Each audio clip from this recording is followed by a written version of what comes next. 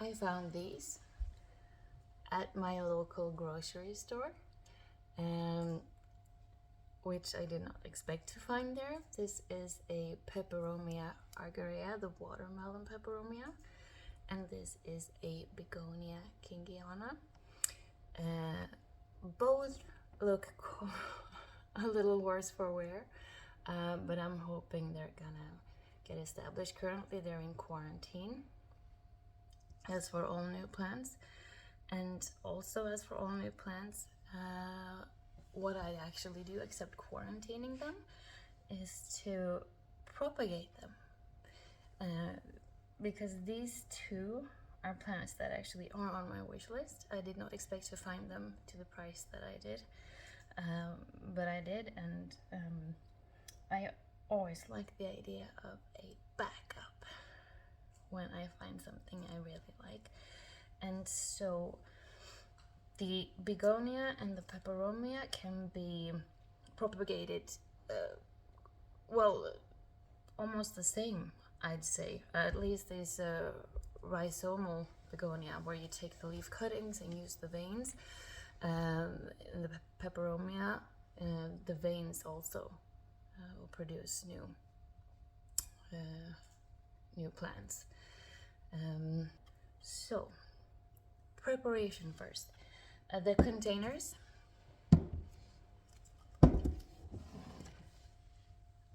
So I have the containers, which are old fast food containers, and I've prepared some holes in them just to drain out the excess water, but hopefully there won't be excess water, and hopefully I won't need to water it, because I want it to be like a self-sustaining system of condensation and watering, so I don't have to do very much at all. And the lid I have also pierced holes in, small holes, just to keep the airflow so it doesn't rot. So you have to be careful with the amount of water. It needs to be enough, but not too much, so that it stays moist, but not wet. So I have the containers, and I will have my tools, which is a scalpel. And I usually clean the scalpel with, what do you call it, isopropanol. It's really strong stuff that you're not gonna consume or get on your skin if you can help it. It will kill off whatever bacteria are there, because you don't want to get any bacteria or fungi in the cuts, because that will also grow along with the cutting. Very good. And I have my materials. I will be propagating in vermiculite. You can use soil, and I am sure, although I've never tried for the begonias or the peperomia, to use perlite. And I have used sphagnum. But sphagnum, the downside to using sphagnum for begonias is that begonias have really delicate roots.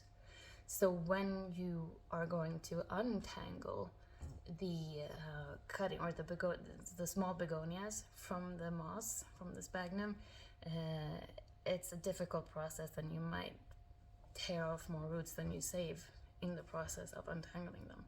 So that's why I do not propagate begonias in sphagnum. But I use vermiculite because I like that it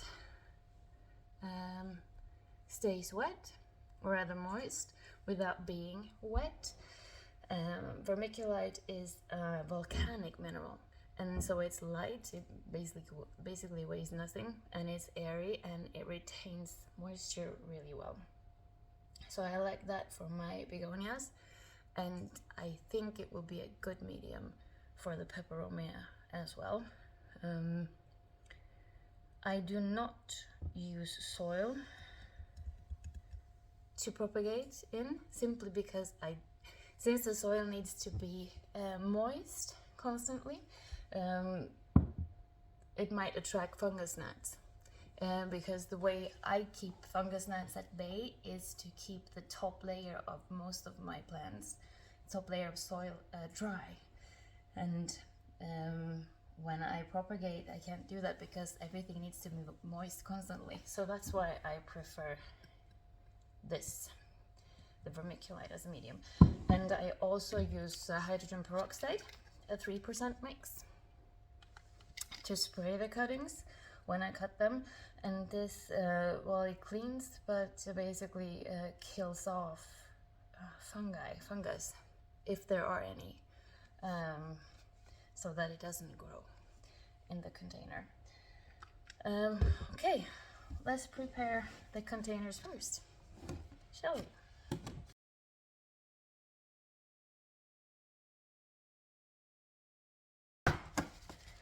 I don't use a lot of vermiculite. I found it's not necessary because as soon as they grow, I transplant them into shot glasses that I use with holes in the bottom. Here, they are, I think they're 4 centiliters, and I fill them up a little bit, and I put the seedlings in there with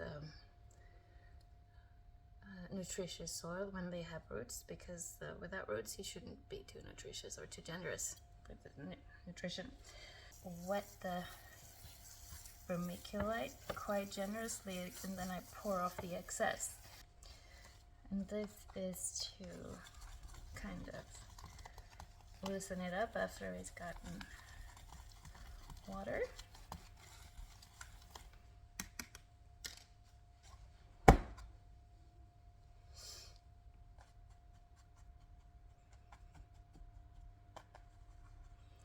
And then I like to do this because it's simply easier to place the cuttings in it when it's a little more compact.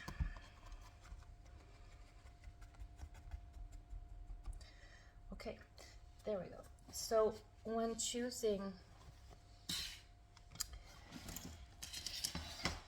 taking cuttings, you need to go for a leaf that looks healthy. It has the best possibilities, a healthy and young leaf, and many of these are not super healthy. But I am going to take,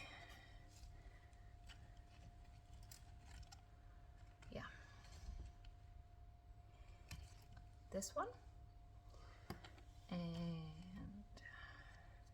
I'll take some small ones that look like they are about to expire. They haven't expired yet, but they will be the ones to expire first when they do.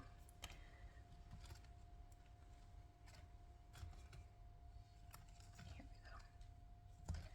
we go. And let's see.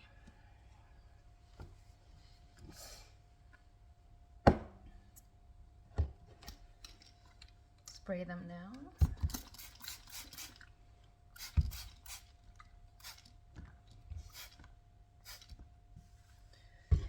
And the same with the begonia.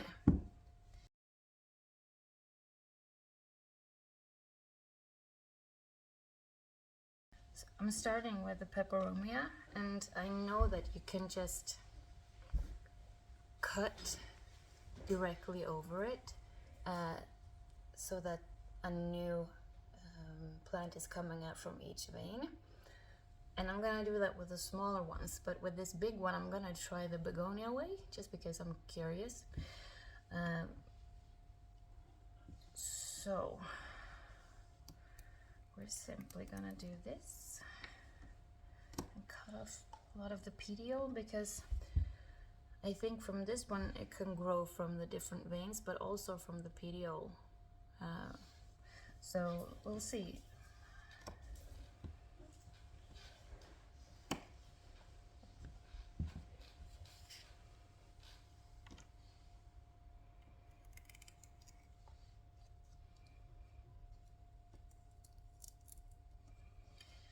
And then we have the begonia way, which uses all the bigger veins. And I'm thinking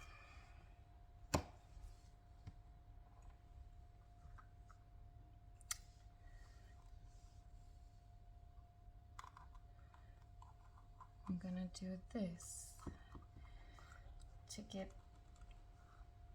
all the veins around the petiole or the attachment a chance to grow, and hopefully we get growth from all these points. Let's see. And then I actually cut out all the veins so I don't have to split it later when it's grown up. I take all the veins. It's easier to see maybe on the bigger one. Here. And I will plant this as is. Actually, I will cut this up in two because it's big and sturdy. And I'm curious to see if this also works for peperomias as well as for begonias.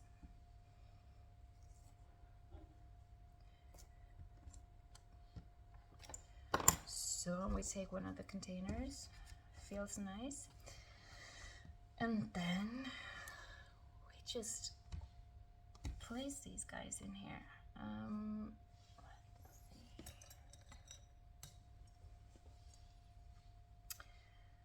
I usually use this one to tease them in.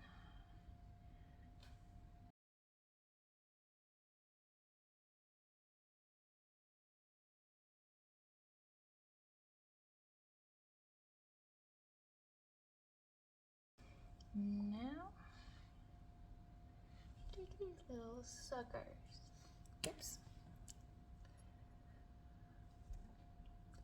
And place them down in the vermiculite.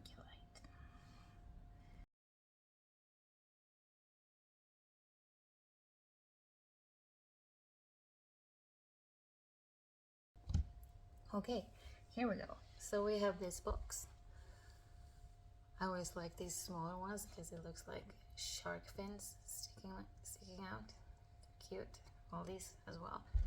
And I put the lid on, and hopefully I won't need to fill up with water for as long as it's propagating. I also always write the date on them just to keep track of when they went in there, and a transparent lid.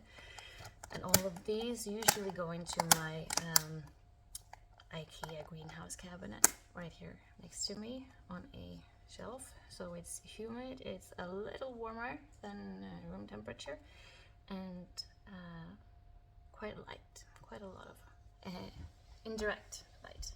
So let's do the same for the begonias.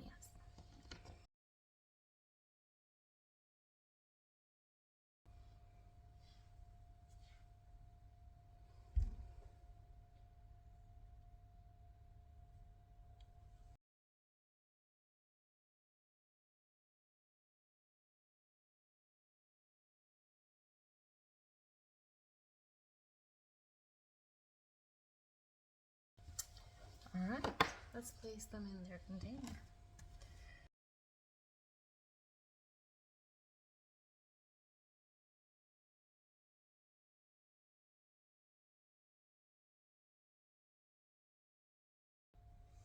When you place these cuttings, the round one, because the smaller cuttings, you tuck them into the vermiculite properly, and these ones you want to make sure they are snug, tight against the vermiculite, the edges, because that's where I'm hoping to get more seedlings from. So it needs to be in contact with the moist medium. Push it down. You can also use needles. I don't find it necessary. You just have to work it a little. So here we have the begonia, ready to grow.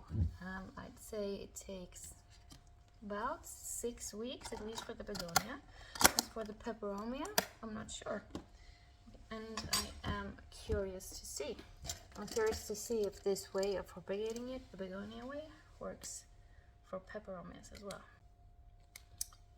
Perfect. So, here we go. 2 little lunch boxes with cuttings. Exciting. Yeah, I think so.